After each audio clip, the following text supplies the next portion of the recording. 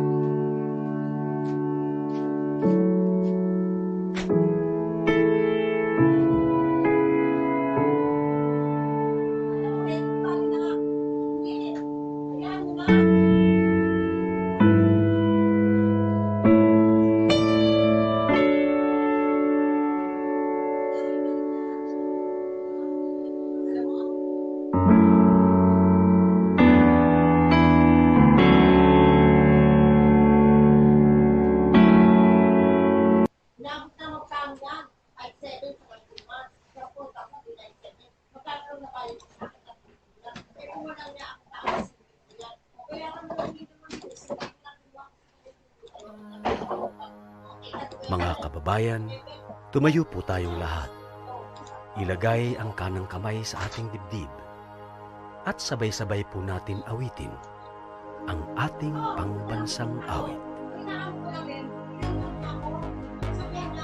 Bayang magiliw, perlas ng silanganan, alab ng puso, sa dibdib mo'y buhay. Lupang hinirang, duyan ka ng magiting, sa manlulupi, di ka pasisiil, sa dagat at bundok, sa simoy at sa langit mong bughaw. May dilag ang tuga at awit sa pagkayang minamahal, ang islap ng wakabat mo'y tagumpay na nagdiningning, ang bituin at araw niya kailan pa may di magdidilim. Lupa ng araw ng luwalhati pagsinta, buhay ay langit sa piling mo. Aming ligaya na pag may mga api, ang mamatay ng dahil sa'yo.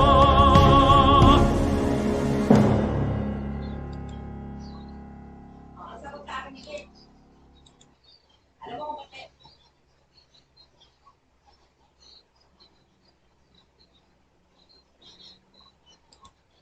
Ito ang sakit niya sa akin. Teka muna, pasalitain mo ako. Hindi ako nakakasalita. Sabi niya sa akin, buti siya sa akin doon sa video na nagkita ko sa dyan. Sabi niya sa akin, ang pipili niya. Sabi niya sa akin, Ang bayan ko'y tanging ikaw,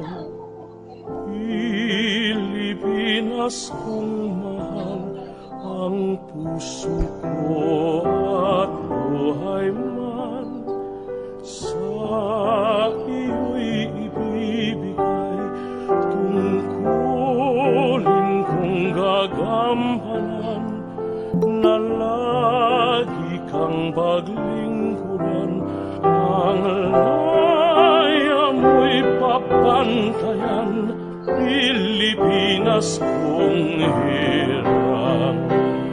Ang bayan ko'y tanging ikaw, Pilipinas kung mahal ang puso ko at buhay man sa iyo'y ibibigay. Tungkulin kong gagampanan na lagi kang paglingkuran.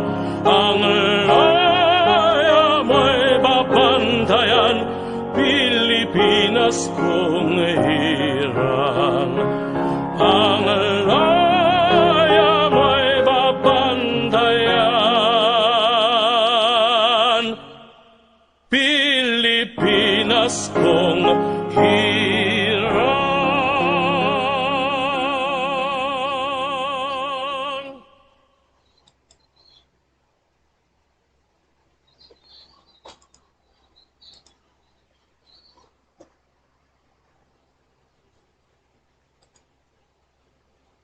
Ayan po, magandang hapon po ulit sa inyong lahat at welcome po sa ating ikalawang virtual na webinar para naman po sa ating KKK 2022. At para naman po sa welcome remarks, tinatawagan ko po ang aming Executive Vice President ng Nationalist Social Democratic Society since na hindi po makakarating ang aming mahal na Presidente, Daniel H. Hatulan. Tinatawagan po namin si Ginoong Chester Kyle F. Mengis. Ayan. Naririnig na po ba ako? Yes po. Ayan. So, sa ating chairman, president, mga opisyal at mga kasapi ng NSDS, mga paunahing pandanan, at mga mag-aaral mula sa iba't ibang paaralan, magandang hapon sa inyong lahat. Lubos kong ikinagagalak ang inyong pagdalo sa ikalawang webinar series ng Nationalist Social Democratic Society KK 2022 Kabataan Kilos Na. Ang tema natin ngayon ay makatarungan ang dapat mamuno para sa bayan. Ang NSDS ay ikinalulugod na sabihin na ikatuwang natin ang Public Administrator Society, PUP Lopez Quezon Campus, sa pagsinunsad ng webinar na ito. Ngayong araw ay tatalakayin natin ang mga dapat katangian ang mayroon sa mga kandidato sa susunod na halalan. Katulad ng tema natin ngayon, araw, sila ay dapat makatarungan upang hindi tayo pagharian ng mga may kapangyarihan. Pagkos sila ay dapat maglingkod dahil sila ay mga public servant na ating pinagkatiwalaan ng kapangyarihan. Tunghayan natin ang mga susunod na kabanata ng webinar na ito. Maraming salamat. Ayan, maraming salamat sa iyo, Mr. Mengis, ang aming pong ulit co-founder and executive vice president ng NSDS. At para naman po sa espesyal na pagbati, tinatawagan ko po ang presidente ng Public Administrator Society, pero kinalulungkot ko pong sabihin sa inyo na hindi po siya makakarating. Kaya po nandito po para magbigay ng special greetings ang kanilang External Vice President na si Patricia May Losado ng Public Administrator Society. Kinig po ba? Yes po. Isang mapagpalang hapon sa ating lahat. In behalf of Julina Victoria Villesa, President of Public Administrator Society, PUP Lopez Branch, I am Patricia May Lozano, External Vice President of PUDS, to deliver her greetings and message for all of us. Sa darating na 2022 ay mahaharap na naman ang buong sambayan ng Pilipino sa isang pagkakataon upang pumili ng mga leader, mapalokal man o nasyonal. Bago pa man sumapit ang panahon na ito, marapat lamang na mapag-isipan nating mabuti kung ang iluluklok sa pwesto ay siyang karapat-dapat. Ating suriin ang mga taong ito bago iboto. Marami na ang nangyayari sa mga nakalipas na taon, lalo na ngayon sa panahon ng pandemya, kung saan sinubok ang ating katatagan bilang mga Pilipino. Hindi na tayo dapat magkamali sa pagkakataong ito. Malaki ang ginagampanan natin bilang mga kabataan upang maging matagumpay ang halalan. Sa pamamagitan ng webinar na ito ay nais naming magbahagi ng kaalaman sa inyo sa tulong ng ating mga naimbitahang mga panauhin. Ang pagboto nating mga kabataan at bilang mga scholar ng bayan ay nagpapakita ng ating pakikilahok sa paghangad ng magandang kinabukasan, hindi lamang para sa ating sarili, kundi para sa buong bansa sa pamamagitan ng pagiging mapagmatsyag, mapanuri at matalino sa pagpili ng ibobotong leader. Naniniwala ako na ang kabataan ay hindi lamang pag-asa ng bayan, kundi tayo rin ay may potensyal na mamuno sa hinaharap. Ang ating bansa ay nasa posisyon kung saan ang ating kinabukasan ay nasa ating mga kamay. Kung sino ang nais mong kumatawan sa iyo ay nasa magiging resulta ng pagboto. Kaya mahalaga ang boses mo, mahalaga ang iyong boto. Muli, magandang hapon at mabuhay ang sambayan ng Pilipino.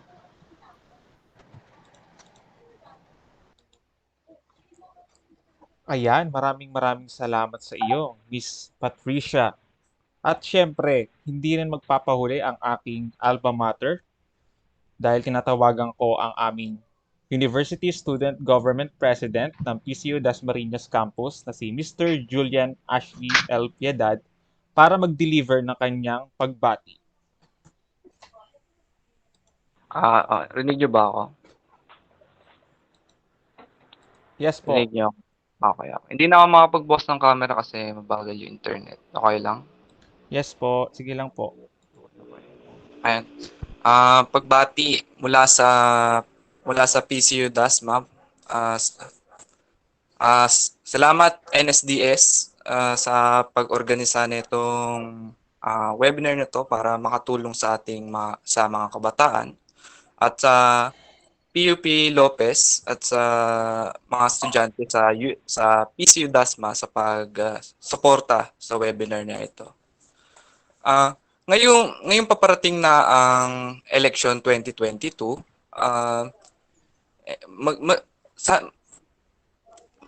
maging mulat sana ang ating mga kabataan sa mga kandidatong tatakbo para sa mga posisyon sa ating society. Sana mamili tayo kung sino yung mga taong walang bahid ng korupsyon at ng mga kasamaan na nakikita naman natin, napapansin natin sa panonood sa telebisyon, sa pagbabasa ng mga kaso sa Korte Suprema at ng mga statements nila. Sana maging bukas ang isipan natin at sana maging matalino tayo sa pagpili ng ating susunod na mga leader. At dahil hindi lang natin kinabukasan ito ng present na henerasyon. Ito'y kinabukasan para sa future generation ng Pilipino. Kaya sana tayong mga kabataan, mamili tayo ng mga taong magsisigurado sa ating kinabukasan. Magpapatuloy sa mga adhikain ng ating mga bayani at pagpapatuloy sa pagpapaunlad sa ating bansa. Yun lang po. Salamat. Salamat ulit sa NSDS, sa PUP Lopez, at sa mga estudyante mula sa DASMA. On behalf of the USG, thank you po.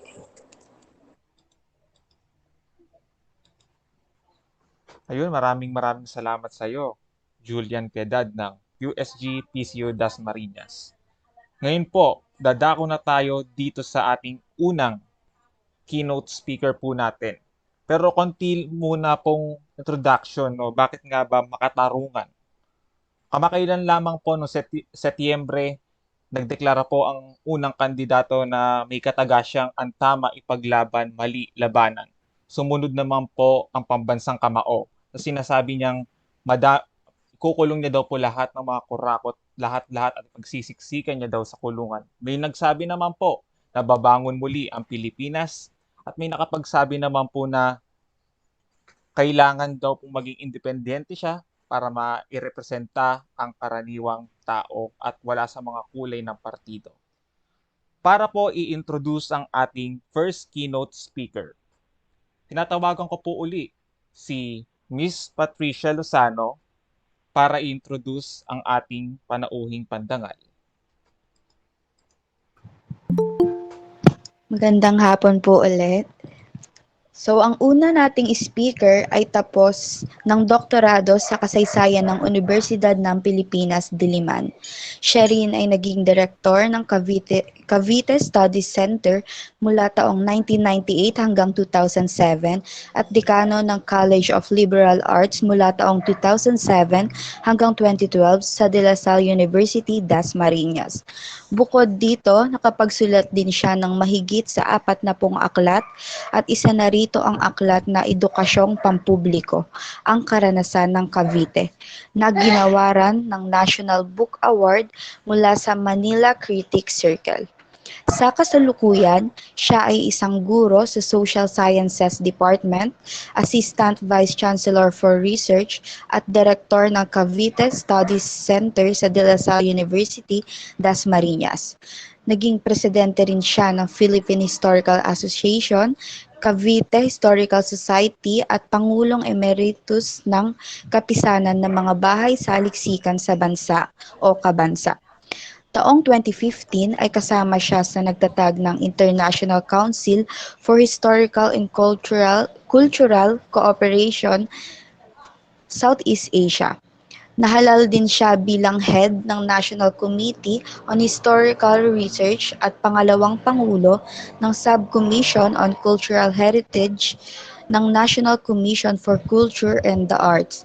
At noong nakaraang taon lamang ay nahirang ni Pangulong Duterte bilang bagong commissioner ng National Historical Commission of the Philippines. Siya rin ay mapapanood sa programa sa internet na Doc Money ang iyong kabayani na mapapanood sa CSC TV YouTube channel. Ating salubungin ng mainit na pagtanggap ang ating unang speaker sa hapong ito, Dr. Emmanuel Franco Calairo.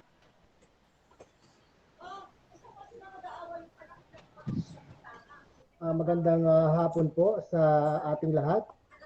Nais kong batiin ang organizer ng ating event, ang National Social Democratic Society, no? At sa lahat ng ang pamunuan nito. At gayon din sa aking kasamang keynote speaker, Professor Jordan Ramos. Magandang hapon po, sir. No, magandang hapon.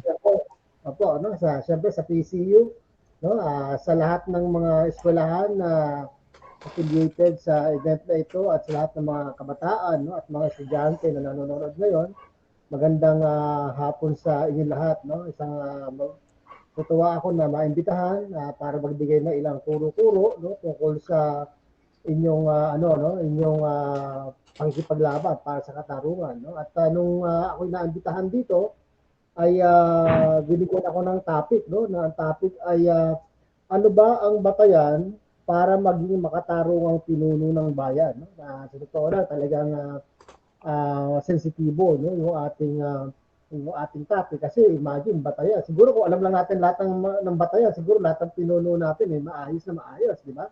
Kaya lang talagang hindi straight line, no, ang buhay ng isang tao, no, at hindi natin alam kung anong mga hamon ang darating sa ating buhay at sa ating panunungkulan bilang mga pinuno, hindi lamang siguro bilang pangulo, no, kundi sa iba't ibang posisyon na ating pinalalagyan, maski na sa simple posisyon ng isang samahan tulad ng ganito, no.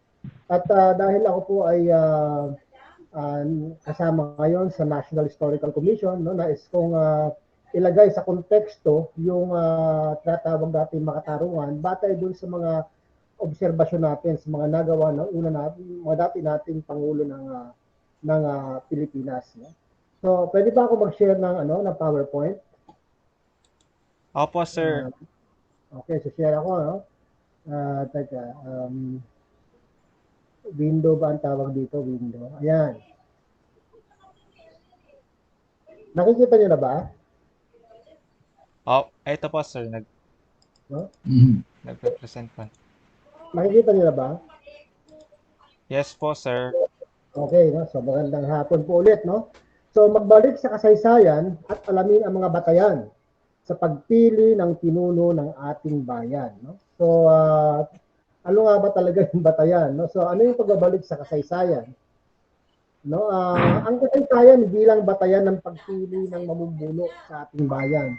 Sa aking palagay, ito ay isang magandang pamamaraan sa pagpili ng mamumuno sa ating bayan. Sapagkat sabi nga natin, ang kasaysayan ay makakapulutan natin ng aral ang ating kasaysayan. No? So karaniwan naman, ganun din tayo, di ba? Bilang mga individual, no? Kung ano yung binibigay ng ating karanasan sa atin, yun ang nagiging yardstick natin sa pagdesisyon para sa kasalukuyan at hinaharap. No? So ganun din, no? Ngayon napaka-init no ng mga tumatakbo sa ating panguluhan, no, sapagkat iba-iba ang orientasyon, iba-iba ang mga plataforma, no, iba-iba yung mga sinasabi, mga pangako, napakadami, no. So paano ka nga ba pipili, no? So tingnan natin yung landscape ng kasaysayan natin pagdating sa pamumuno sa ating bansa. So ano ba yung karaniwan sa lahat ng pangulo na sa pagdaan ng panahon, no? Una, gumagalaw ang lahat batay sa hinihingi ng panahon. So, posibleng ikaw ay mangako ngayon, pero pag ikaw ay naluklok at katulad yan, halimbawa, sa panahon ng ating Pangulong Duterte, doon siya naman ay nahalal, wala pa namang COVID-19. Biglang dumating ang COVID-19, so na-test ngayon yung kanyang leadership, no? So, umakto siya batay sa kanyang leadership sa kanyang challenge sa panahon niya, no? Nung siya ay naluklok, ang isang malaking programa niya, yung siyempre alam na nga natin, yung do away with drugs, di ba? So yun, medyo kahit paano ay nagawa niya ng pagpaplano. Pero itong COVID-19 na hindi inaasahan ay ganoon, no? Siyempre hindi natin magdedesisyon ka batay dun sa panahon, hinihingi ng panahon. At sa mga pangulo natin, ganyan din ang mga nangyari, panahon ng digmaan, panahon ng kaguluhan, no, kinakailangan magdesisyon ng ating pangulo, no? At karaniwan ang mga desisyon ay para sa bayan, no? Kasi sa aking palagay, ang common denominator ng lahat ng pangulo ay ang pagmamahal sa bayan. So, ipinaglaban ang bansa laban sa mga mananakop. Alam po natin na ang kasaysayan natin mula noon hanggang ngayon ay merong mga threat, no? Nung panahon bago tayo maging isang republika, nandiyan ang mga Kastila. Nung maging republika tayo, nandiyan ang mga Amerikano. At pagkatapos ay unti-unting bagamat naging republika na tayo, pero ganoon pa rin, no? Merong pananakop sa mentalidad, merong pananakop na physical, no? Ngayon nga nagiging issue ay physical, no? Yung pagpasok ng mga Chino, no, sa ating karagatan, no? So paano ba magdidesisyon ang isang pangulo tungkol dito, no? So ang bawat pangulo ay merong kanya-kanyang pamamaraan para ipaglaban ang ating bansa. At napansin ko rin na sa pagdaan ng panahon, ang bawat pangulo ay merong mga programang pangkaunlaran, no? Yan naman mga programang pangkaunlaran ay plataforma pa yan mula pa nung sila ay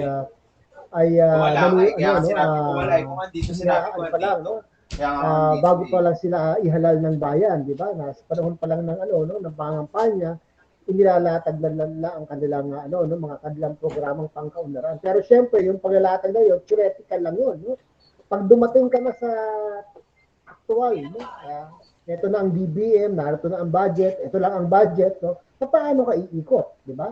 So kinakailangan din yung makikita natin ang pagbabayad sa bayan, yung hindi corrupt, no? At nagpapatuloy ang mga programang pangkaunlaran, no? Napansin ko rin no, na marami sa mga hindi naman marami, halos lahat na yata, no? Hindi na iiwasan ng mga dati nating panggulo yung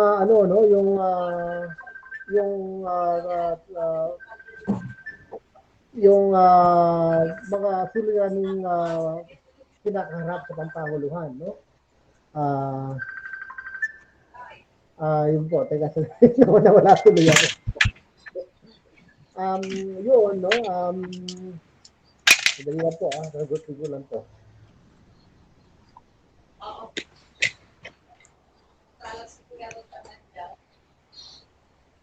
Yan, balikan ulit natin, no?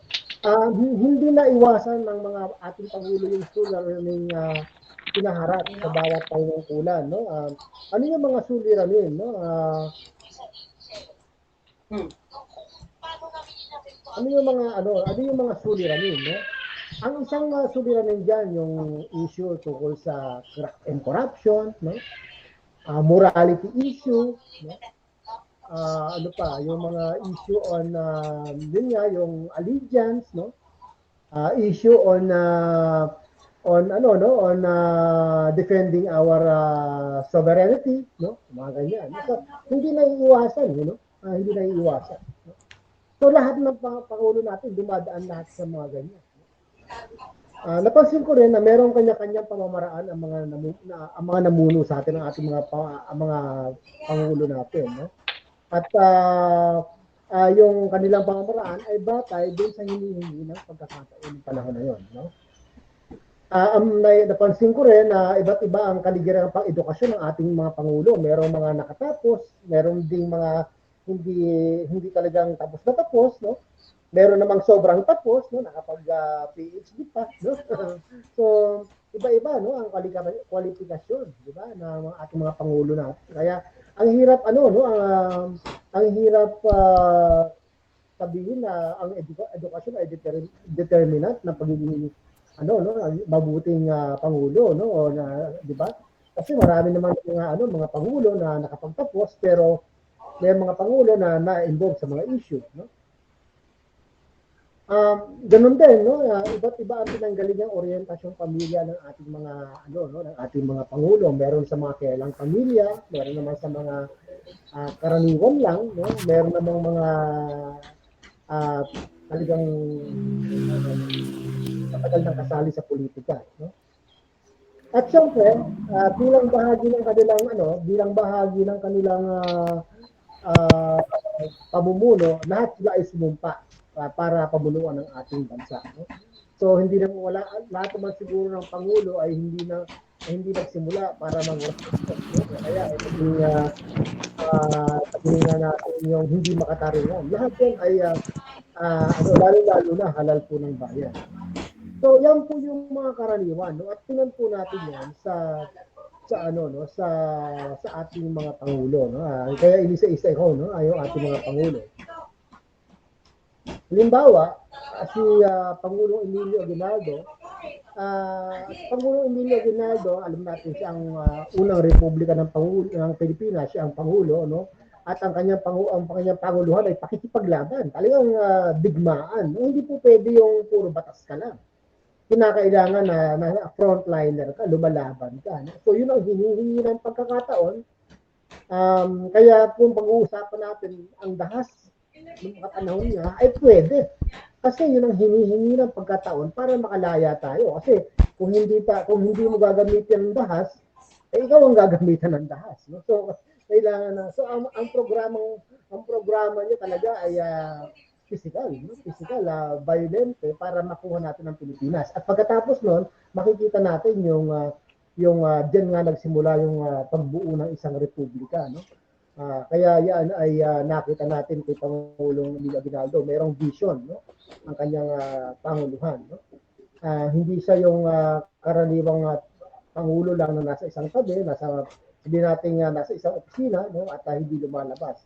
Kasi ang hinihingi ng pagkakataon, physical na pamunuan niya ang pakikipaglaban para sa ating kalayaan at pagbuo ng ating republika. Sa panahon ni Quezon, no, alam natin na ito ay panahon pa rin naman talaga ng mga Amerikano kasi ang Commonwealth ay 10-year transition period, no? Pero alam natin na hindi natin basta kayang kalabanin ang mga Amerikano at patalsigin sa Pilipinas, no? Kaya anong ginawa ni Pangulong Manuel Luis Quezon, nakisama siya sa mapayapang mamamaraan, sa mga misyon para sa independensya. Kaya nga nagkaroon ng Commonwealth, no? Yung tidings McDaffilo, no? At anong ginawa niya? Naging pangulo siya, at yung external hindi pa naman nahawak noon, internal pa lang, no, domestic affairs. Pero nakita natin yung kanyang mga programa na para sa mga pagbuo ng isang identity ng mga Pilipino ng mga panahon na yun. Nandiyan ang wika, nandiyan ang social justice, no? Nandiyan ang pag-angat ng literacy ng mga Pilipino, no? So, merong mga ano, no? Merong mga hindi ka pwedeng ibangga ka agad kasi hindi pa pwede. Katulad ng panahon na ito, hindi pa kasi batay sa mga ano sa legal na konsepto, 1946 pa lang lumaya ang Pilipinas. So noong panahon ng Commonwealth, kinakailangan niyang mag-adjust batay dun sa hinihingi ng mga batas ng mga panahon na yon. Kaya nga lang, dumating ang mga Hapon, kinamatayan na ito ni Pangulong Manuel Quezon. Ang pumalit sa kanya ay si Pangulong Sergio Osmeña, no? Pero alam natin na ang mga panahon nito ay digmaan, no? At noong mga panahon na yan ay ipinagpatuloy ni Pangulong Sergio Osmeña yung mga programa na ginawa ng Commonwealth. Hindi na siya gumawa ng panibagong programa, no? Ang kanyang nationalismo ay para ipagpatuloy kasi ang programa ng Commonwealth eventually ay maging isang ganap tayong hiwalay na bansa. Kaya nga yung July 4, 1946, di ba? So, during this time, wala pa namang kurakot. Bakit? Kasi wala pang kukurakot. Di ba? Wala pang pondo. Di ba? At tayo po ay nakikipaglaban pa lang, no? Napakahirap ng hindi pa issue. Ang issue nga nun ay kung nasa Pilipinas ka ba o wala, di ba? Kung paano ka manungkulan, di ba? So, ang gusto natin ipakita dito yung iba-ibang klase ng pagmamahal ng ating mga pinuno para sa ating bayan, no?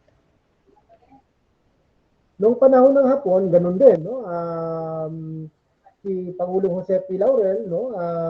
Actually, kung babalikan natin ang kasaysayan, dapat kasama si Pangulong Laurel na umalis sa Pilipinas eh. Pero nagpaiwan siya, no? Nagkausap sila na siya yung haharap sa mga Hapon at i-represent ang welfare ng mga Pilipino. Kung hindi matindi ang kanyang nationalismo, pwede na rin siya umalis eh, no? Pero dahil nga sa kanyang pagmamahal sa ating mga Pilipino at meron naman siyang meron siyang privilege, meron siyang diplomatic relations sa mga Japanese, sa tingin niya ay kaya niyang katawanin ng mga Pilipino para maibsan yung impact, no, ng Japanese occupation. At ganoon nga po ang nangyari, no. Kaya si Jose Laurel po ay nung maging pangulo siya ay talagang tinignan din niya, no, yung kapakanan ng mga Pilipino. At kaya lang dahil nga doon sa politika na brand din siya ng collaborator eventually, no? Pero kung paano siya i-judge ng kasaysayan, no, ang kanyang panguluhan, no, ay lumilitaw na kinakailangan niyang gawin yung mga bagay na yon yung panahon na yon kasi yun ang hinihingi ng pagkakataon, no? Kaya yung konsepto ng justice, no, ay siguro depende dun sa konteksto na ilalapat natin, no? Kasi nung during that time, merong mga magkakalabang mga Hapon at mga anti-Hapon. Nung panahon ni Pangulong Rojas, binabrand si Pangulong Rojas bilang isa daw ang pinaka-Amerikanong pangulo natin, no? Pero ang tanong natin diyan, siguro kahit sinong pangulo na mailuklok noong panahon na yon, Third Republic pagkatapos ng July 4, 1946 ay pwede i-brand ng mga Amerikano kasi ito ay rehabilitation period, no? Ito yung panahon ng katatapos na digmaan, masira ang ating ang Pilipinas, kinakailangan rehabilitate at ito ang ating mga pangulo, no? Sila Pangulong Manuel Rojas na naglabas ng mga programa para sa relasyon natin sa bansang Amerika, no? Hindi po naman natin kaya no? Ano naman sabihin ni Rojas na hindi, hihiwalay na kami. Ano na kami? Bansa na kami, July 4, 1946. Pero hindi nga ganoon kasi tayo po ay pilay na pilay yung panahon na yon. Nung namatay po si Manuel Rojas sa dulot na atake sa puso, ang pumalit sa kanya ay siyempre ay sumunod na ay si Pangulong Elpidio Quirino, no? At kung mapapansin natin ay part pa rin to nung rehabilitation period ng Pilipinas, no? This time, no, meron na rin mga issue about economic problems, no? Pero sa aking palagay, ganun pa rin to, no? Part pa rin to ng development ng ating bansa, no? Kaya yung konsepto ng leadership, masyadong ano pa rin, no? Masyadong limitado pa rin ng mga panahon na ito. Kaya ang kanilang mga desisyon ay nakabatay pa rin kung ano yung kanilang ginagalawan. Ang sumunod kay Quirino ay si Pangulong Ramon Magsaysay, at alam natin na ito medyo 50s na ito, no? Medyo nakakaaho na ang Pilipinas, no? At alam natin na si Pangulong Ramon Magsaysay ay naging napaka-Pilipino, no? At ang trabaho niya ang hook, no? Dahil nga sa problema sa peace and order. Binuksan niya ang Malacanang, no? At ang dami niyang mga Pilipinong gawain, no? Makikita natin na at this point, no, yung bilang Pangulo ng Pilipinas ay talagang yung pagsisilbi sa bayan ang inaatupag, no? At tumataya, nagdedesisyon para sa ating bayan. No? Then alam natin yung first Filipino policy ni Pangulong Garcia, no? Si Pangulong Garcia ay kilala doon sa kanyang Filipino First Policy, no? Ang Filipino First Policy ni Pangulong Garcia, yung Filipino unang Filipino bago ang banyagang produkto, no? At kitang-kita natin unti-unti, no, nagbibigay na ng kaunting pagkiling sa pagka-Pilipino, kasi mula kay Magsaysay, kasi namatay nga si Magsaysay sa isang plane crash, no? Pumasok si Pangulong Carlos P. Garcia. Nakikita natin yung unti-unti yung development of nationalism na natin dito, yung pagbuo ng ating Filipino identity in the government, no? So, kasi itong mga pangulo natin, meron naman silang preference, eh. Pwede naman iba ang gawin nila, pero anong ginawa nila? Gumawa sila ng mga programa para sa ating bayan, para sa ating kaunlaran, no? Then si Diosdado Macapagal, ang sabi nga yung yung kanyang agrarian reform law, no? At alam natin yung syempre yung ating Independence Day sa panahon din niya, no? Kasi nagkakaroon na tayo ng leeway during this time, no, na ang isang pangulo ay kaya ng magprograma.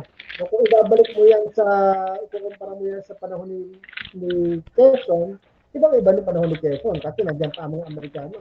Pero nung panahon ni Macapagal, kumpara mo kay Rojas, yung kay Rojas ay rehabilitation pa lang, kay Diosdado Macapagal, umaangat na po tayo bilang mga Pilipino, no? So yung sarili nating pagdesisyon, pag-aayos ng ating ekonomiya ay lumilitaw na, no, sa panahon ni Pangulong Diosdado Macapagal, no? Ito ang pinakamabigat, no? Ito yung Pangulong si Ferdinand Marcos, no, na kasi noong mga panahon niya tumaas ang problema sa batay sa kasaysayan, sa sosyalismo, no, sa komunismo, at ang pagtaas din ng mga insurgency, kaya nakilala siya dun sa pagpapataw ng batas militar, no? So ganun din yun, no? Siya lang ang pangulo na nagpataw ng napakatagal na batas militar para hawakan, no, ang peace and order ng Pilipinas, no? At habang mayroong peace and order ay nagpatupad siya ng mga programang pang-ekonomiya at pang-infrastruktura, no? Gayon pa man, sa kabila ng mga bagay na yon, batay na rin sa talagang kasaysayan, meron siyang mga merong mga hinawakan ng mga kalaban niya na detain, no? At yun ang yung reaction, no, na batay sa mga report ay merong pag-aabuso na naganap ang mga militar. Kaya talagang although napakatagal ng Pangulong Marcos, almost 20 years, no? Bago mag 1986 na pumasok na si Pangulong Corazon Aquino. Pero sa panguluhan ni Ferdinand Marcos, dahil nga sa binigyan niya ng sa tingin ko nakatulong yung batas militar in the sense na yung vision niya na i-carry out niya. Kaya nga lang ayun nga, alam naman natin napakaraming issue during this time. Kasama na diyan yung mga corruption, kasama na diyan yung pag-aabuso ng militar, no? Yung mga issue pa ng human rights violation, no? Napakadami yan. Kaya nung 1986, no, pumasok na yung yung demokrasya at nung maging pangulo si Cory Aquino, iba yung naging yung naging panuntunan niya. Ang panuntunan niya ay restoration of democracy, no? At ito yung 1986 revolution, no? At ginawa ang bagong saligang batas 1987. Actually, reaction po yun sa 1973 Constitution na ipinatupad ni Marcos, no? Pero ang gusto natin sabihin dito ay yung panahon ni Marcos, meron sariling konteksto, no? Pero yung konteksto na yon ay yun nga, hindi mo rin pwedeng ilapat sa panahon ngayon kasi iba na yung panahon ngayon, no? Kaya nag-react ang mga tao, no? At ito nga ay inloklok si Pangulong Corazon Aquino, no? At ito yung parang sinasabi natin new era in democratic process, no? Kasi nga nakilala si Pangulong Marcos sa pagiging kamay na bakal at batas militar, no? So, nung maging Pangulo si Fidel Ramos, no, si Pangulong Fidel Ramos po ay isang militar din na naging bahagi ng gabinete ni Cory. So, kahit pa paano ay walang naganap ng kudeta, no, kasi siya ay militar. At pagkatapos ay nag-focus nga siya sa vision, tinatawag na newly industrialized country, no. Kaya nga nung mga panahon na yan okay na sana yung tiger economy of Asia tayo, di ba? Kaya lang nagkaroon ng financial crisis. Kaya napipilan yung pag-angat ng Pilipinas. No? Sa panahon ng ERAP, no, si Pangulong ERAP, no, alam natin 2 years lang siya kasi nagkaroon ng EDSA 2, no? Nagsimula ang impeachment sa kanya. Pero nakilala si Pangulong ERAP sa mga programa niya sa mga maralita, no? Yung economic development para sa mga poor, no? So, meron din sa sariling programa. No? Kaya lang, marked by so many, issues like morality, no?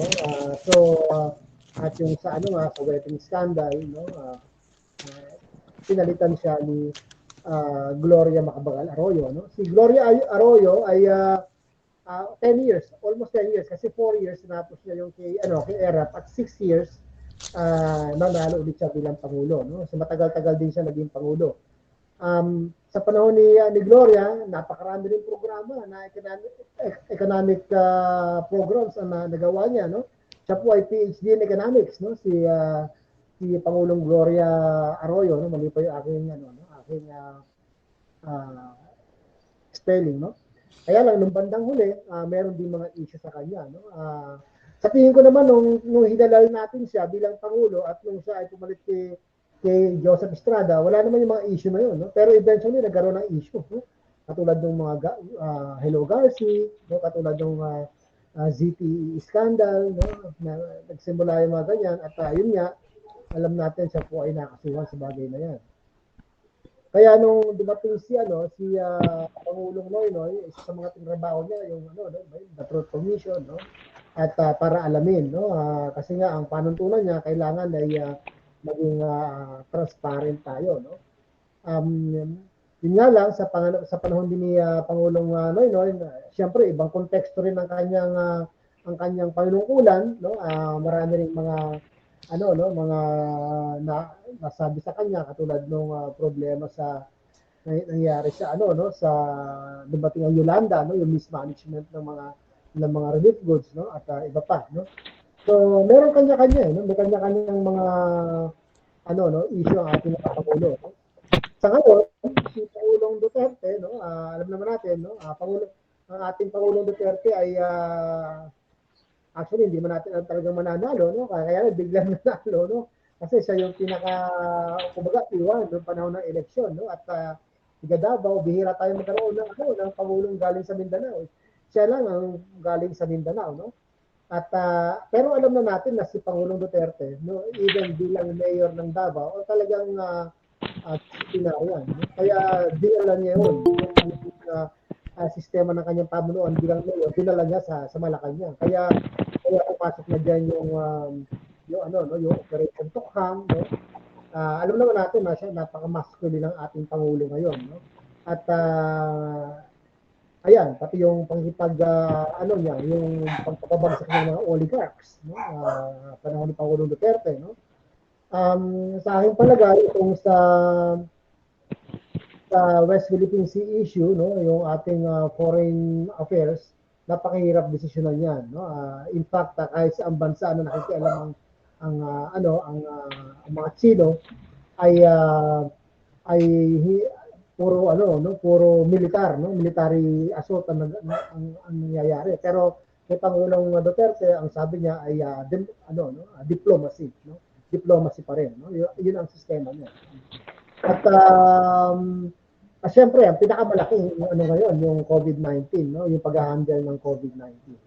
So, kanya-kanyang konteksto bilang Pangulo. So, bilang paglalagom, ano ba nga yung mga batayan, no? Lahat ng Pangulo po natin dumaan sa iba't ibang konteksto na o hamon ng panunungkulan, no? At yung mga panunungkulan ngayon na yun ay hinamon kung paano sila magdedesisyon, no? At yung pagdedesisyon nila ay karaniwan ay dapat may pagmamahal sa bayan. Hindi nila iniwan ang ating bansa, no? Kung meron may mga issue, eventually sa kanilang lumitaw yung mga issue, no? Pero nung ginagawa nila yung mga bagay na yon, ay lumilitaw ito yung pagmamahal sa bayan, no? Yung katulad ni Emilio Aguinaldo, paglaban, no? Katulad ni Quezon, hindi niya iniwan, no? Hanggang sa mabuo ang Commonwealth, no? Katulad ni Marcos, no? Na bagamat nagkaroon ng martial law, pero meron naman siyang mga nagawa. Sa tingin niya ay yun ang kanyang sistema, no? Yun ang dapat na gawin, no? Sa panahon ni Duterte, ito ang dapat gawin, kaya itong ginagawa niya para sa ating kaunlaran. So, napansin ko na ang bawat presidente, meron kanya-kanyang pangkaunlaran programa sa ating bansa, no? Kaya kung pag-uusapan natin ang halalan ng 2022, sa aking palagay, kung ang pagbabatayan lang natin ay yung educational qualification, nakakatulong siya, pero hindi lang siya batayan ng isang mabuting pagiging pangulo, no? O halimbawa, yung mga programa na nilalatag sa atin ngayon, no? Napakaganda na may programa, no? Pero hindi porke may programa ay yun na yun programa pag naging pangulo, no? Sapagkat depende rin yun sa hamon na ibibigay ng panahon, no? At kaya nga ang pinaka-simple na pwede nating gawing batayan ay yung kababaang loob, no? At yung yung pagiging isang mapagmahal, no, sa ating mga kababayan. Yun lang ay simpleng batayan, no, para maging pangulo ng isang bansa. Pero syempre, ang pagiging pangulo ay napaka-komplikadong posisyon, no? Kaya bigyan natin ng malawak na pag-iisip ang isang pangulo kung paano siya nagdedesisyon. Pero tayo bilang bilang mga halal, lalo na kayo bilang mga kabataan, hangga't maaari ay pag-aralan natin, no, ang mga background, no, pag-aralan natin ang mga programa, no, sapagkat yun lamang ang paraan, no, para makalapit tayo dun sa posibleng gawin ng isang pangulo. Kasi siya ay naging pangulo, no? Kasi pag tayo naman ay hindi naging kontento sa panguluan ng isang pangulo, lalo-lalo na nakita natin yan, no, EDSA 1, EDSA 2, ano nangyayari? Ang nangyayari po ay nagre-revolution po yan, no? So be vigilant, no, sa mga nangyayari and participate in the electoral process meaningfully para maiwasan natin yung eventually magkaroon po ng revolution sa EDSA. So yun lamang po at maraming salamat po.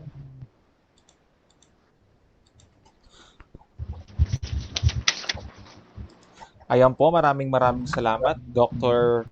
Manny Calairo. At para naman po sa ating paggawad ng sertipiko, tinatawagan ko po ulit si Ginoong Chester Kyle F. Mengiz para basahin ang sertipiko.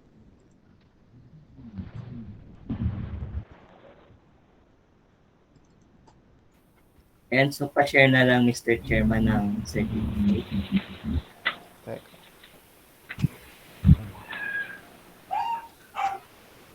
Okay.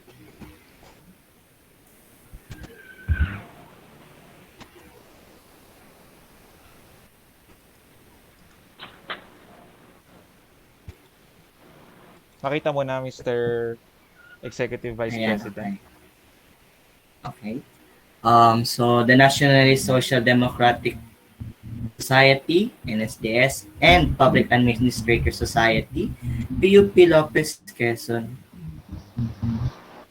Certificate of Appreciation is hereby awarded to Dr. Emmanuel F. Calairo in grateful participation as first keynote speaker during the Nationalist Social Second webinar with the partnership of Public Administrator Society, PUP Lopez Quezon, entitled KK 2022 Kabataan Kilos na with the theme Makatarungan ang Dapat Mamuno para sa Bayan, held on November 1, 2020, Monday via Google Meet, thereby contributing immeasurably to the prestige and the success of the occasion, given this first day of November in the year of 2021.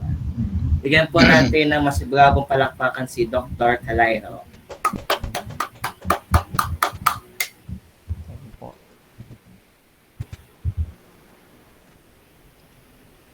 At dadako naman po tayo sa mga reactors para sa ating first keynote speaker. Tinatawagan ko po si Miss Maria Denise A. Dino, Treasurer ng Public Administrator Society, at susundan po siya ni Miss Nativity Mel D. Macunat ng NSDS Grassroots Member at UP Diliman College student. Hello everyone, good afternoon. I hope all of you are doing good today. Our first speaker for today have said na ang batayan ng makatarungang pinuno ay hindi korap and our past presidents have their own kind of leadership noong nanunungkulan pa sila. And I totally agree with it because as a voter of this nation, we should really know who are we going to vote. We need to be vigilant. We can do our own research about their educational background, their accomplishments, their credentials, and what are they stand for this nation. Hindi lamang may malasakit sa pamamayang Pilipino, ganoon din ay hindi nagnanakaw sa kaban ng bayan, maging maliit man o malaking halaga. It may sound cliche, pero this coming 2022 election, let's vote wisely. Piliin natin kung sino ba ang karapat-dapat na mamuno sa ating bayan. The beauty appearance of these candidates will not define or will not dictate kung sila ba ay nagiging isang mabuting leader o makatarungang leader dito sa ating bayan. Let's go for character and behavior of every candidate. Maging matalino tayo sa pagpili sapagkat hindi lamang kabataan ang pag-asa ng bayan. Gayun din, ang kabataan ay patuloy na magbumulot sa mga susunod pang henerasyon at sa hinaharap. Yun lamang po, and keep safe po. Ayun, sumasang-ayon po ako sa sinabi ng ating naunang reactor at ng ating speaker. Sa akin pong pagkakaintindi ay nararapat po nating kilatisin mabuti ang ating mga kandidato para sa pagkapangulo. At hindi lamang po sa pagkapangulo, ngunit pati na rin po ang lahat ng pwesto ng gobyerno sapagkat sa kanila nakasalalay ang kinabukasan ng bansa. Alam po natin na ang Pangulo ay may iba-ibang estilo at katangian at hindi may iwasan na mayroong mga suliranin silang kaharapin. Ngunit mayroong mga mabubuting ambag sa kaunlaran ng ating mga Pangulo.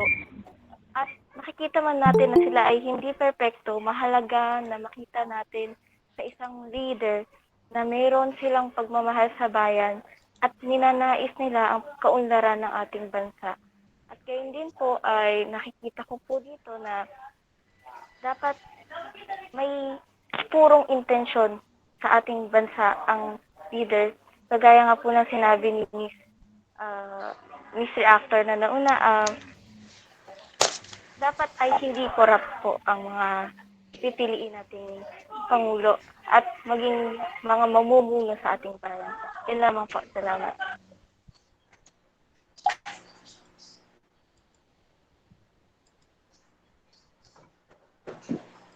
Ayan, maraming salamat sa ating dalawang reactor. Ngayon naman po, pumunta tayo sa Open Forum Segment Part 1. na kung saan magtatanong po kung may mga gusto po kayong tanong kay Dr. Manny Calairo, maaari nyo pong i-comment dito sa ating in-call messages dito sa ating Google Meet. Kaya po, sige po, you are free now to ask some questions po. Or pwede naman pong i-on nyo po yung inyong mic.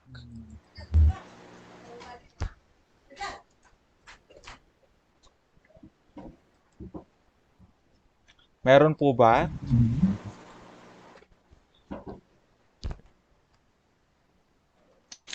Ayoko na kay Charlie. Ayoko na kay Charlie. Ayoko na. Ayoko na. Ayoko na kay Charlie. Ayoko na kay Charlie. Ayoko na. Tama na. Ayan, wala na, siguro po wala na po silang maitatanong, pero tingnan po natin mamaya, Dr. Manny, kung may maitatanong po sila. Kaya Oh, dako na po tayo sa isang special number na inihandog po ng Public Administrator Society na si Faril Agustin Villaver. Diyan ka lang.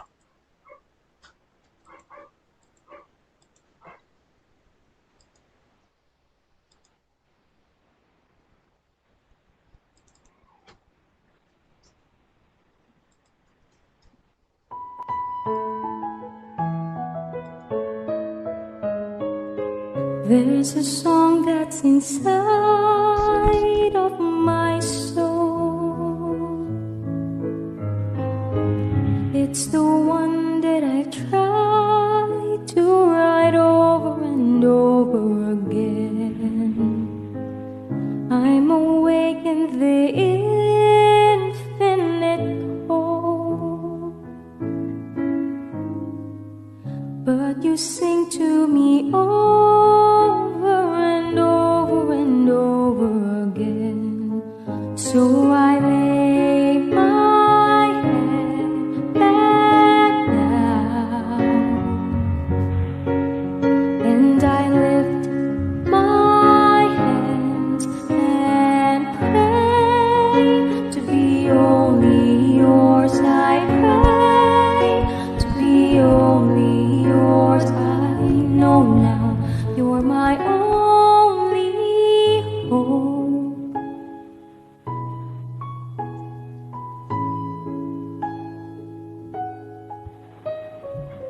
Sing to me the song of the stars,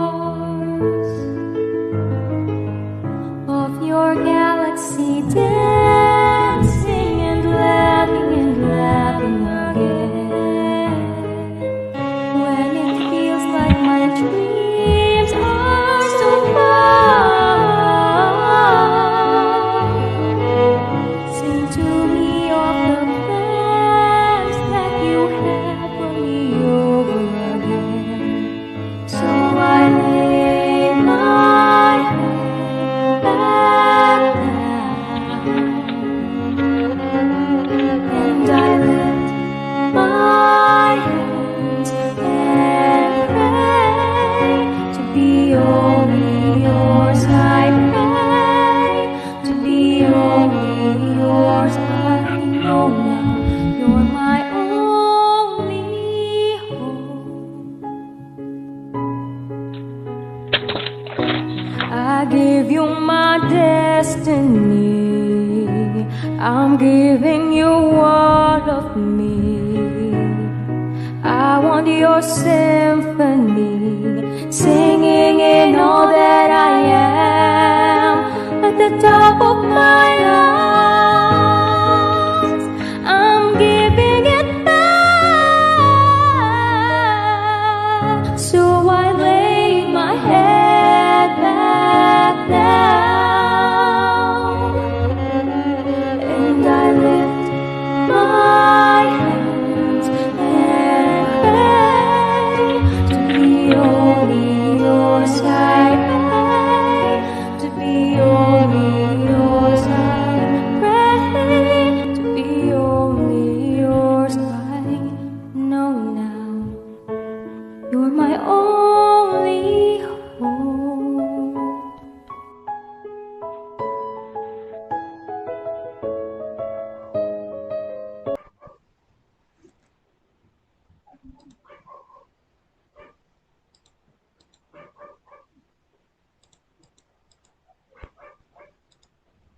Ayan, maraming salamat sa iyo, Miss Caril Agustin Villaver ng Public Administrators Society.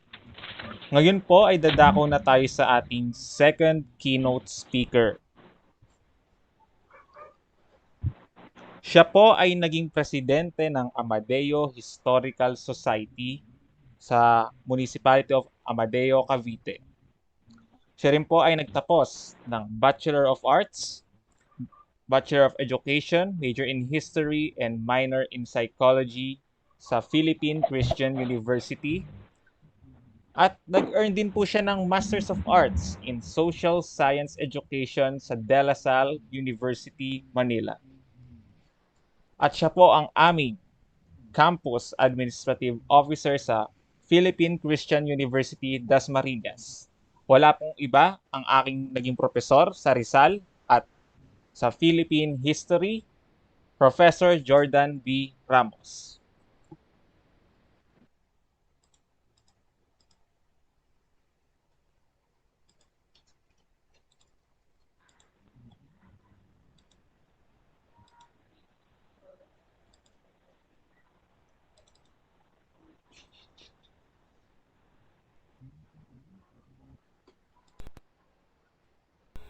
Good afternoon to you all. It is indeed an honor and privilege to share with you my reflection on the theme Kabataan Kilos Na, a call to action, makatarungan ang dapat mamuno. Thank you Mr. Juan Dieter Bautista for the invite. I am glad we also have with us Dr. Manny Calairo, a friend of mine, a prolific researcher, writer from De La Salle University, Dasmariñas, as one of your speakers. The initiative of your organization is commendable in promoting relevant issues in the country and is very timely and important. The Philippine youth in particular, as comprising about 52% of the total registered voters, should seriously participate and be actively involved in the 2022 election. It is therefore imperative for us to inspire the citizenry, especially the youth, to choose and elect political leaders of known integrity, honesty, and competence, and whose track record demonstrate commitment to the poor and marginalized. The team is called to action for the youth to get involved. Dr. Rizal, our national hero, once said that the Philippine youth is the hope of the fatherland. And the late Senator Ninoy Aquino challenged every Filipino that we are worth fighting for or dying for. Are the youth of today still the hope or disgrace of the country? Leaders come and go. People can easily determine if they are honest or not. Words and promises are easier said than done, unless we will exert extra effort to scrutinize their track record for competence, for integrity, commitment, and sincerity. We will never ever elect a good leader. Historically, let us not forget that the Philippines is a very young nation as compared to our neighboring countries in Asia, who have long recorded history of thousands of years of struggle and rise and fall of government like China, India, and other countries who have enormous historical experiences. In the Southeast Asia alone, with the exception of Thailand, we were all controlled once by Western superpowers. The colonization of the Philippines by Spain for more than 4 centuries gave us the core identity of Christianity through Western tradition, which assimilated to our native culture. Initially, natives resisted through regional peasant movement and a national uprising. Katipunan, the first nationalist uprising in Asia, was organized but eventually neutralized. 40 years of American rule instituted reforms on public school system, public health, and public institutions designed to make the Philippines with American image. Peasant unrest continued by clinging to a divided class conflict even until today. 3 years of Japanese occupation has also made influences until we resisted, and Filipinos collaborated until we gained liberation with the help of the Americans. And from 1945, Americans restored our fragile democratic institution ravaged by war. Soon after the Declaration of Independence, we embraced a political system patterned after the United States in choosing political leaders through election. With the declaration of martial law, economic development was halted and gave rise even to human rights violation, and problems ensued. Challenges presently with the growing population of 110 million, the election is at stake and regarded as very high for the nation. According to a well-known economist and of Crossroad, Philippine Star columnist Gerardo Sicat, the pandemic has weakened the Philippine economy in many ways. Nutrition levels have fallen for the poor. Unemployment has worsened. The distance between rich and poor has widened. Education dislocation affected major part of the country's school-age population. He continued, "It is like we have been hit by a 2-year war that reduced the population and disrupted the national public expenditure patterns." Lastly, let us vote and elect statesmen who will think of the next generation. Servant leaders who will have the will to fight the deeply entrenched corruption in the country. Leaders who can narrow the gap between the rich and the poor with economic policy which will benefit all classes of people. We need to choose a leader who excels in crisis management and good governance. A leader who is God-fearing, morally and spiritually upright. With the presidential election now unfolding, we are dreaming and yearning for the glory days where we have harmony, peace, justice, and prosperity. We therefore believe real progress takes time. After all, we are only as good as the leaders we elect. Good day, everyone, and God bless.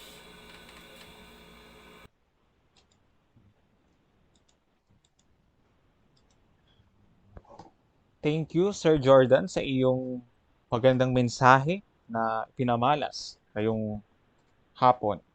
At para naman igawad ang sertipiko, tinatawagan ko ang External Vice President muli ng Public Administrator Society na si Miss Patricia May Lozano para basahin ang citation.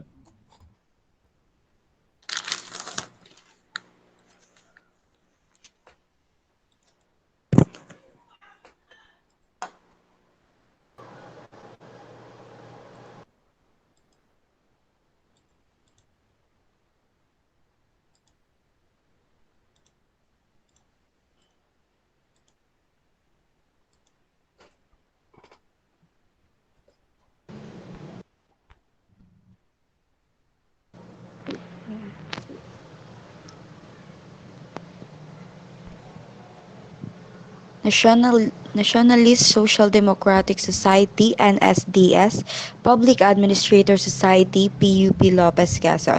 Certificate of Appreciation is awarded to Professor Jordan B. Ramos in grateful participation as second keynote speaker during the Nationalist Social Democratic Society second webinar with the partnership of Public Administrator Society PUP Lopez Quezon, entitled KK 2022 Kabataan Kilos Na, with the theme Makatarungan ang dapat mamuno para sa bayan. Held on November 1, 2021, Monday via Google Meet. Thereby, wait lang. Pwede medyo makikizoom. Ayan. Contributing immeasurably to the prestige and the success of the occasion, given this first day of November in the year of 2021. So, palakpakan ulit natin si Prof. Jordan B. Ramos.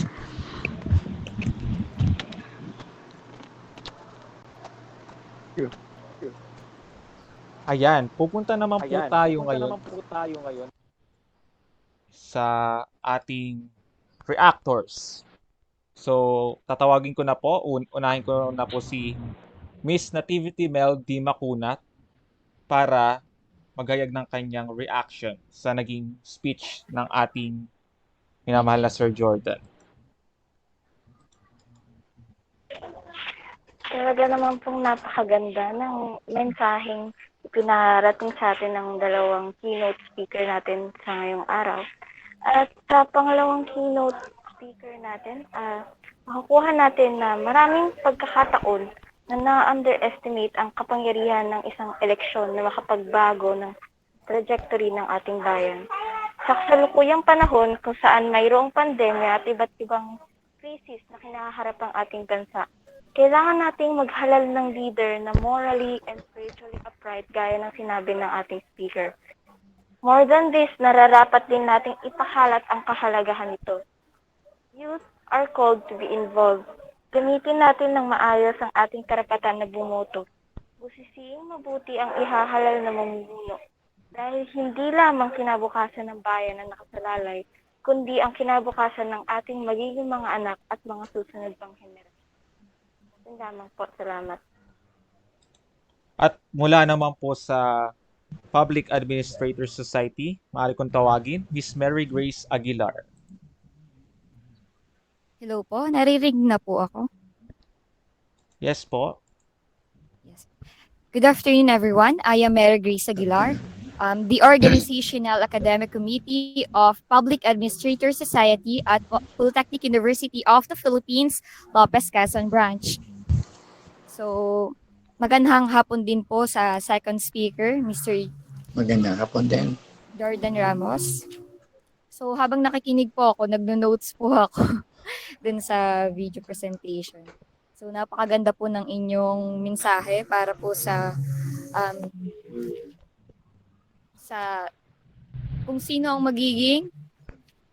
kung ano ang magiging ambag or contribution ng kabataang Pilipino upang magkaroon tayo ng isang makatarungang leader.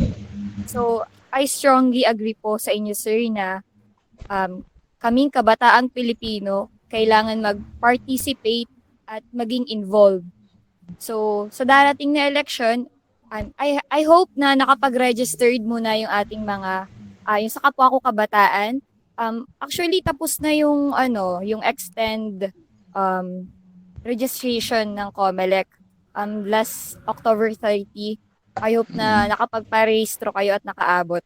So, ito yung una nating magiging ambag to exercise our rights to suffrage. Mm-hmm. Also, for choosing the right candidates based on to their personal credentials, credibility, pumapasok din yung mayroong katulad sa sinabi ni sir na mayroong crisis management. Lalo na sa panahon ngayon, makikita natin na ganito yung mga nakaupo ngayon sa posisyon, parang walang ginagawa, ganun. Or may ginawa man pero parang malayo doon sa katotohanan. So, second, with good governance. Yun, napakahalaga po talaga nun. So, yun lamang po at maraming salamat. Ayan, maraming salamat sa inyo, Mary Grace at Nativity. Ngayon naman po, dadako tayo sa question and answer mula po dun sa nagpa-register. Ito po ang mga tanong nila. 2 tanong lang po, maaring kung sino po mauna sa inyo, Sir Jordan or Sir Manny. Ito po yung unang tanong mula po sa isang random na nag-register. Since political stances and opinions have been circling social media these days, my question is, should a child, specifically Bongbong Marcos, be held responsible for his father's record of civil cases and injustices? Sige po. Well, personally, you cannot just blame the son to hold all those blames, no, na nangyari sa kanyang tatay. However, dapat sinagot din niya, in a way, yung mga problema no, na naging daan kung bakit nagkaroon ng mga problema sa lipunan, especially during the time of his father. Lahat, wala namang perfect president. All presidents have done their best. Marami ding mga problema, no? Marami ding mga flaws in the process. Sabi nga ni Dr. Calairo, iba-ibang context, no? Iba-ibang hamon yan ang nararanasan ng bawat presidente. Kaya lang dun sa tanong na kung minana o mamanahin pa, sa tingin ko, may mga kakataon na sagutin niya yung mga o yung mga nangyaring problema noong panahon ng father niya. No? Karapatan naman din niya na sagutin yun. Pero not all the blames ay kailangan ipamana mo doon sa anak. Although, reflection din, dapat doon sa anak yung pagbibigay ng mga solution to the problem and justification doon sa mga flaws na nangyari during his father's time. Yun lang po yung sabi ko Ayun po. regarding that issue. So, Dr. Manny? Magandang hapon po. Ako po ay 100% na sumasang-ayon kay sa ating kasamang Professor Jordan Ramos, no, na well, hindi siya so responsible, no, sa ginawa ng kanyang mga magulang. No. Although talagang kasi pag sinabing Marcos, automatic parang Ferdinand Marcos, di ba? Bongbong, lalo na pangalan mo. Pero alam naman natin na hindi naman natin i-replicate yung noon at ngayon. Iba yung konteksto noon eh. Ibang talaga ibang-iba, no? At siguro, giving the benefit of the doubt, no? Ay lahat naman tayo ay may nakaraan at meron tayong haharapin individually. No? May harapin. Sa ni Dr. ni Bongbong, no, ay tinitingnan din niya yung haharapin niya in his own perspective. Hindi naman yung sa tatay niya. No?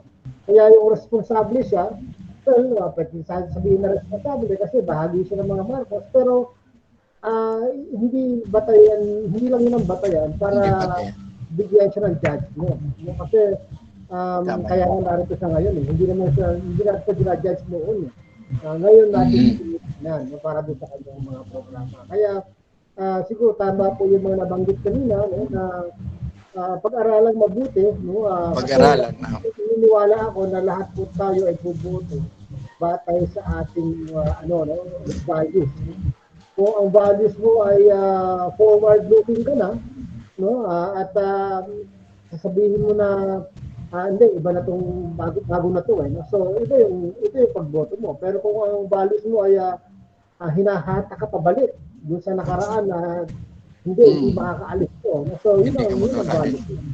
So, ngayon, kung tatanungin niyo ko, iba po ang, syempre, iba ang konteksto ngayon, nangangailangan ng kakaiba rin na leadership. At yung pinapakitang mga programa ng ating mga ng ating mga kandidato ay sa aking palagay ay ito ay isang response sa bagong konteksto, sa makabagong panahon. Lamang po, salamat. Okay, maraming salamat po, Dr. Manny, sa inyong sinabi. Ito naman po, pangalawa po, wala rin po sa random na naman pong nagtanong. If you were to endorse a candidate for President of the Philippines, who is it and why? Sige po, mauna na po. Kung sino na po ba mauna sa inyo po. Doc Manny. Well, sa ngayon po, medyo maaga pa, kasi 2022 pa. Nagbabago-bago pa actually ang mga programa. Mahirap magsalita tungkol sa kung sino ang i-endorse natin. Ang gusto ko na lang sabihin dito siguro na sa pag-i-endorse ng isang kandidato, tingnan po natin yung mga magagandang programa, kasi lahat naman po ng tumatakbong pangulo ay mayroong magandang programa, at mahirap silang i-judge batay din sa katulad ng binanggit nga kayo na yung parang dala-dala nila yung nakaraan, di ba? So dapat po ay mag-endorse tayo ng mga at yan po talaga nasa sarili natin intuition, kasi kaya bold subdivision natin, pag-aralan natin mabuti yung mga data na nasa atin, at syempre kailangan hindi lang yung pag-endorse, yung sa pagboto yung Salamat. Tama. Sa akin din po ay ganoon din, napakaaga pa para magdesisyon at mag-endorso. Pag-aralang mabuti natin, lalo ng mga kabataan ngayon, dapat tingnan lahat, both sides. Ano yung honest, at paano talaga yung kalidad nitong mga leaders na to. Ito ba talaga ay sincere ba siya?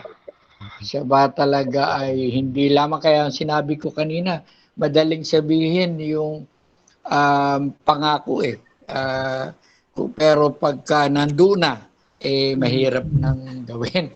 So hindi pa, mahaba pa yung panahon, kaya atin pang muling pag-aralan kung sino ang ating iboboto. So ito yung sa mga kataan. Ayan, maraming salamat po sa inyo, Sir Jordan at Doc Manny. Ito na po yung pinakahuling tanong. Do you think na yung pagtaas ng bilang ng nagparehistro ay dahil sa pagsara ng ABS-CBN? At kung oo, pag hindi ba naipasara ito, walang balak magparehistro ang ibang mga personalidad? Yung po.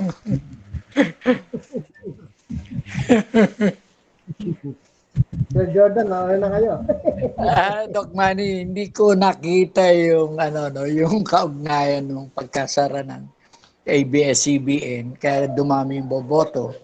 Ang nakita ko rito nga ay siguro nandoon ng kagustuhan ng mga tao na magkaroon ng talagang pagbabago at maibsan na yung hirap, lalo impact ng pandemya sa atin sa ngayon. Alam naman natin ang kasaysayan ay halos hindi yung mga problema, corruption, poverty, wala naman talagang isang ideal na perfect na society na nandiyan na lahat. Ngunit kung tayo magsama-sama, lalo-lalo ang mga kabataan, yung next generation, kayo yung gagawa ng inyong future . Kaya you have to think it twice, bumoto ng maayos at tingnan kung sino ang pinaka-epektibo at magaling at may takot sa Panginoon na kandidato para sa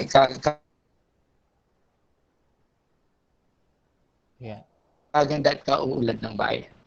Salamat po. Okay, Doc Manny. Ako naman po, sa totoo lang, sa kasaysayan ng Pilipinas, makikita natin na napakahalaga ng pagpapahalaga ng mga Pilipino sa karapatan at yung democratic process, at yung democratic process na to ay karamihan ay maipapakita sa isang eleksyon. Kaya kung babalikan natin yung mga nakaraang eleksyon, talagang nagpa-participate ang mga Pilipino. Lalo ngayon na meron tayong mga vaccinated, meron tayong access. Kaya sa aking palagay, normal nang nangyayari ito. Yung iba, kaya siguro merong pagdami, siguro ito lang yung pagkakataon nila na magparehistro kasi makikita naman natin sa balita na wala silang time dahil sa trabaho. Pero going back in our history, talagang merong process sa mga Pilipino. Huwag mo lang pakainin basta pabutuhin mo lang. Ganun lang ang pelikula. Para lang ma-exercise nila yung kanilang process of democracy. Kasi mahalaga talaga sa Pilipino na yung ganong klase ng proseso. Maski na noon hanggang ngayon. Yun lamang po. Ayan, maraming salamat po sa inyong mga pahayag sa questions. Ngayon po, para po mabigyan naman tayo ng pangalawang special number po ulit ni Karil Agustin Villaver. Ito po ang kanyang kanta na pinamagatang Ako Naman Muna.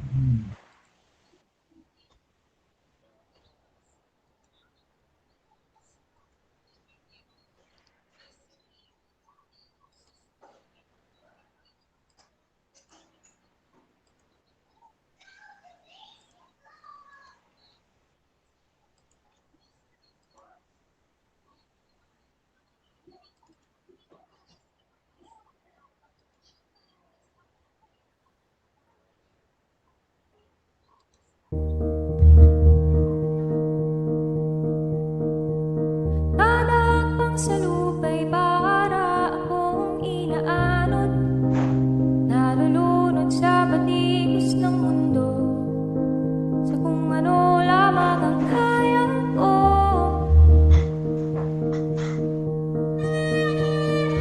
Tigang-tigala sa mga problemang di masolusyonan agad, parang wala nang bukas. Pwede ba mag-iwan? Hinahanap ang sarili mo, hindi nakakayanan sa ikaw na dinadaanan mo. Saan ako patungo? Saan ako patungo? Dahan-dahan natin simulan muli ang paglakbay. Dahan-dahan tumingin sa salamin upang makita ang ating kagandahan. Dahan-dahan iyangan ang mukha upang masilayan ang payapang kalangitan. O pagod ka na,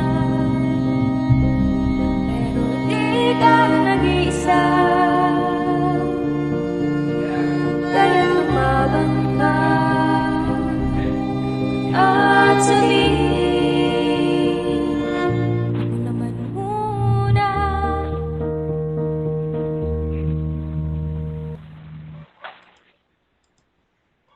Ayan, maraming salamat sa iyo, Miss Carrie, sa iyong pangalawang special number. Ngayon naman po dadako tayo sa announcement ng Public Administrator Society kung meron silang mga upcoming events na ma-share sa atin. So, tinatawagan ko na ang kanilang external vice president.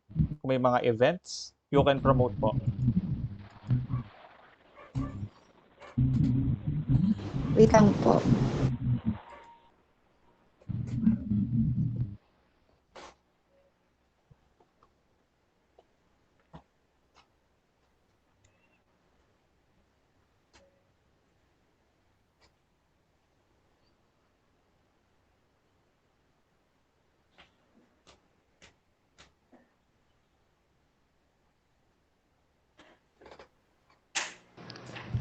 Hindi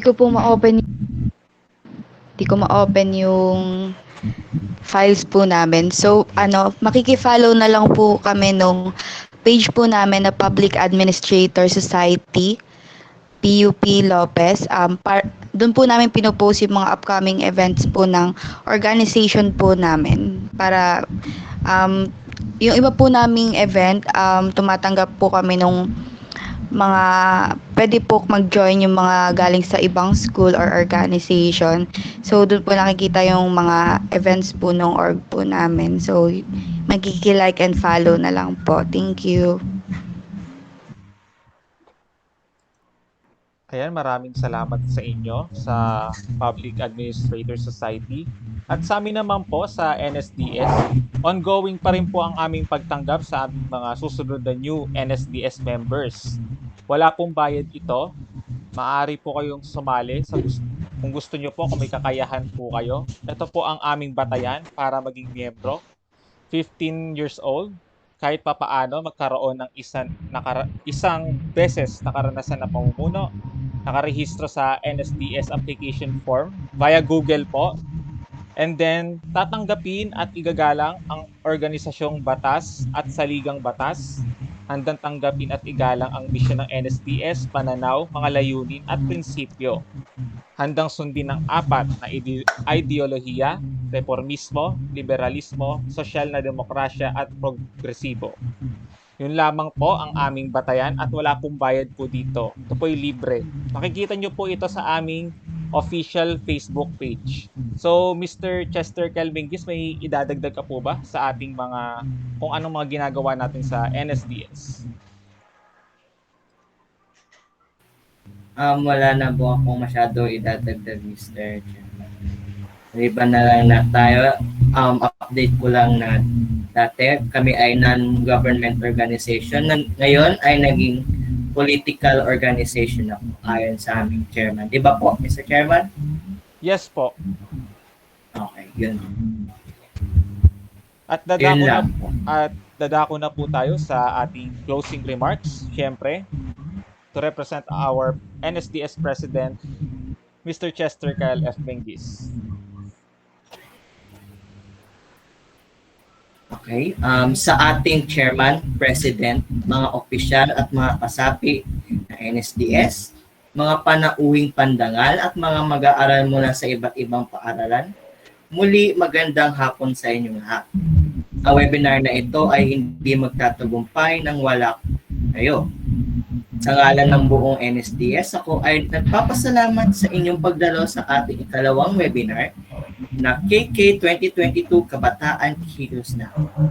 Napakinggan natin ang mga pangaral nila Dr. Emmanuel F. Calairo at Professor Jordan B. Ramos tungkol sa ating mga pipiliing kandidato sa susunod na eleksyon. Nawa ay pagnilayan natin ito dahil dito nakasalalay ang kinabukasan ng ating inang bayan. Bago ako magtapos, isasalaysay ko muna ang munting talumpati ng ating butihing NSDS President na si Mr. Daniel H. Hatula. Makatarungan ang dapat mamuno. Ilang dekada na itong usapin sa ating bayan na kung iisipin dapat ito ay nasolusyonan. Makatarungan ba kamo? Hindi ito hinihingi. Ikaw ang kusa magpapakita at pagbibigay nito. Ngunit paano o sino? Sino ang makatarungan na dapat mamuno? Meron pa ba? Iilan ba sila? Dapat bang marami o isa? Nasa pinuno nga ba dapat magtataglay ng pagiging makatarungan?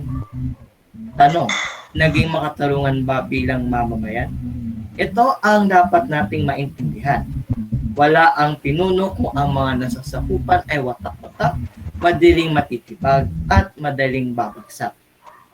Ito ang katotohanan na kung saan tayo bulag o nagbubulag-bulag. Hindi natin masisisi ang bawat isa sa ating mga pinagdaanan, lalo na dito sa ating bansang sinilang. Tanong, kailan ba tayo magiging makatarungan? Pagkat laging pakakatandaan, hindi mag-uumpisa sa iyong ibinoto o itinalagang pinuno ang kinabukasan ng bayan. Kaya gumising ka. Ikaw, ikaw ang pipili sa kanya na kung saan dapat mong umpisahan sa pagiging Pilipino. Muli, sa ngalan ng NSDS, maraming salamat at mabuhay ang Pilipinas. And maraming salamat po sa inyo, Mr. Benguis, at sa ating mga panauhing pandangal na sina Professor Jordan Ramos at Dr. Emmanuel Calairo. Maraming salamat po, mga sir. At I would like to congratulate din po si Dr. Manny Calairo sa kanyang na-elect po siya bilang Knights of Rizal Supreme Council, Supreme Pursuant po. Isang karangalan po na ma-invite po kayo. Doc Manny. Ayan po. So may ask lang. Karangalan na makapagbahagi sa inyo ng munting kaalaman para sa ating. Salamat din po. Opo. May ask lang po kami regarding po sa Knights of Rizal. Ano po, may Enriley po ba tayo virtually? May mangyayari po bang... Oo. Sige po, pwede nyo na rin Ito pong pong Riley ay ito po natin na Riley. Sige, i-promote ko na rin, no? Itong National Rizal Youth Leadership Institute na karaniwang ginagawa taon-taon ng December ay muli magaganap ngayon virtually. Kasi last year po ay virtual na siya. Ngayon ay virtual din siya ngayong December 17. Magpatala po tayo, buksan po natin yung ating Knights of Rizal website, no? At napakaganda po ng topic kasi ang topic ay tungkol sa nation building, focus on the people, no? At meron po ngayon, may iba ngayon, meron tayong workshop para dun sa mga United Nations yung mga hosts, no? Kaya magpatala po tayo sa ating pwede mo bisitahin ang website ng Order of the Knights of Rizal para makawin agad kayo. At dahil ito naman po ay virtual, ay maraming na activity. At meron tayong mga breakout sessions. At ito po ang mga magkagrupa sa global. So, ini-invite po lahat ng mga kabataan at yung mga guro, no, na sumali sa leadership training. Kasi napansin ko rin, no, kasi nandiyan. Manny, congrats. Opo, marami pong mga graduate na Enriley na mga politiko na ngayon. Salamat Sir Jordan, no? Magkikita rin tayo. Dadalawa ako Magkikita tayo ulit. Okay. Sige pa. So yun po sir, at yun lang aking advertise ngayon, no, na okay po. Po tayo, no? Mag-participate tayo sa Enriley po. Ayan po, maraming salamat po. Dr. Sir Emmanuel Calairo, ayan, ng Enriley din po, ng Knights of Rizal. Ngayon po, dadako na po tayo sa closing prayer.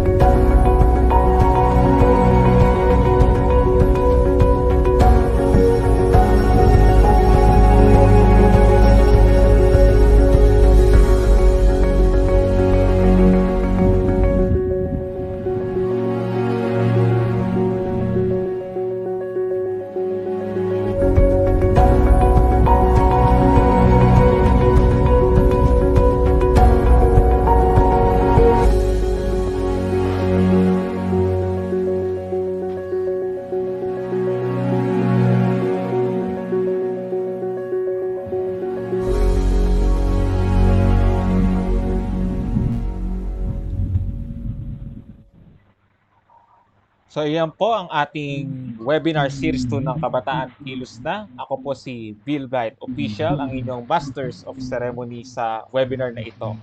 At ang inyong pong e-certificate ay sisend na lang po via email. At pati rin po dun sa ating mga guest speaker. Maraming salamat po and pwede na po tayong mag-leave. To God be the glory po. Okay po, bye-bye po. Bye-bye. Bye-bye. Ingat po kayo lahat. Ingat kayo. Bye po, sir. Salamat po. Thank you. Bye-bye po. Salamat Thank you. Doc Manny. Thank you po. Thank you. Salamat po. You're welcome. Thank you po. Thank you. God bless.